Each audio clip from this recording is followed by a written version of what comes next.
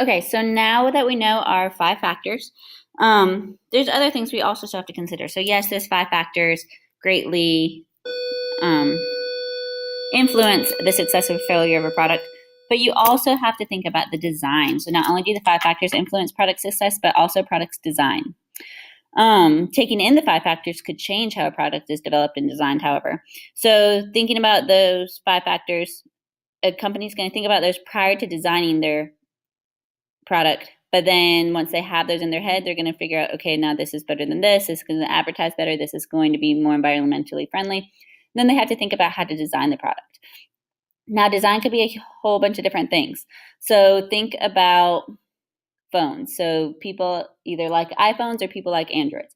And now you might be one that switches back and forth, but most people are very specific one way or the other. If you think about it, overall, they're the exact same thing. They both make calls, text messages, have the internet, so on and so forth. But you're very, and like I said, not everybody, but some people are very specific to which one they like. And that's because of the design. They like the way it looks. One looks better than the other. The aesthetics, the colors, how they hold it in their hand, how big it is, how small it is. So all of that's the design of the product. Not only that, but think about how it's designed as far as the function. So what apps can you download? How easy is it to download the apps? How easy is it to get to the camera? How nice of a camera does it have? All of those are different designs of the product and why people buy one over the other. So that's why the design is also a huge influence. So that kind of leads us to trade-offs. So trade-offs, this is a key term that you will definitely need to know. Trade-offs are the pros and cons of a product. So a trade-off is weighing the pros and cons of a product and choosing the best option. So not always can you have just the best, the best, the best. Sometimes you kind of have to make a trade-off for something else, but you have to decide which one's better than the other in order to make your decision. So a company may need to look at how their product affects the environment versus the latest trend. So yes, obviously they want to follow those 5 factors because those are their influences, but sometimes they have to make trade-offs between the two. So you have to make a compromise. First, try to make a compromise between the two. Can I do one over the other? And if that's not the best, then you're just choosing your best option. Whether it's for your product or for society, what's going to make your product sell more? So think about, all right, I want to make this table out of wood. Now this talks about the environment and then it talks about design. So for design, it might be the best because it's supposed to be an old rustic looking oak table. But for the environment, it's not the best because now we're cutting down trees to make it. So they have to try to compromise, and if you can't, choose the best option. Are people going to buy it better because it's more environmentally friendly, so they should make it out of something else? Or are people going to buy it more because it is more with the latest trend?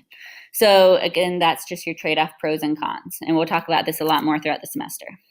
But you just always want to have the end in mind and think about the side effects. So that's how you choose your trade-off. Think about those side effects. If you just ignore the whole environmentally thing, friendly thing, then is that going to come to bite you in the butt later on?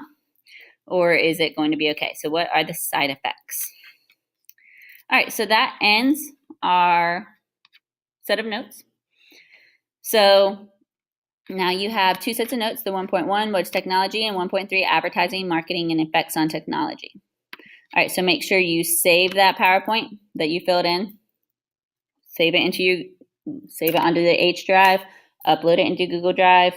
Again, please ask somebody in class, ask the substitute if you're still unsure about this. I will definitely go over things with you when I get back on Monday, but I want to make sure you have what you've been doing.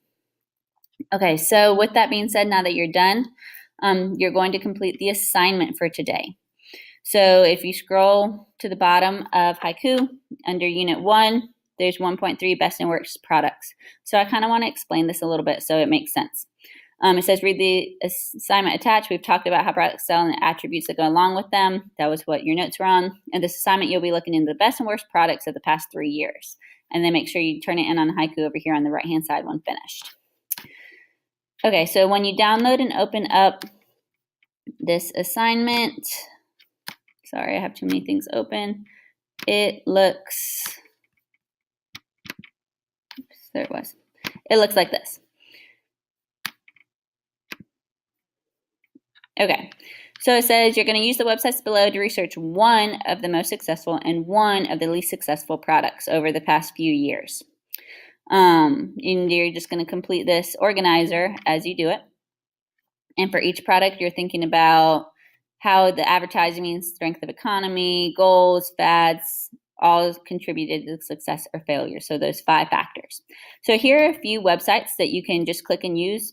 You're welcome to research on your own if you don't want to use these websites, but these are just good websites that have a list of either the best or the worst products for the past few years. So you can see the one I just clicked on was best. The one under it is worst. Let's see if this loads. And you're only having to choose one of each, one good one and one bad one. So if you scroll down, this one again, 11 best tech products. So just scroll down, choose whichever one interests you. Obviously, don't choose one that's going to bore you. Choose which one interests you. Okay, drones, that's pretty cool. I like that. So I know this is a best product. I'm going to do my best on the Lily drone camera.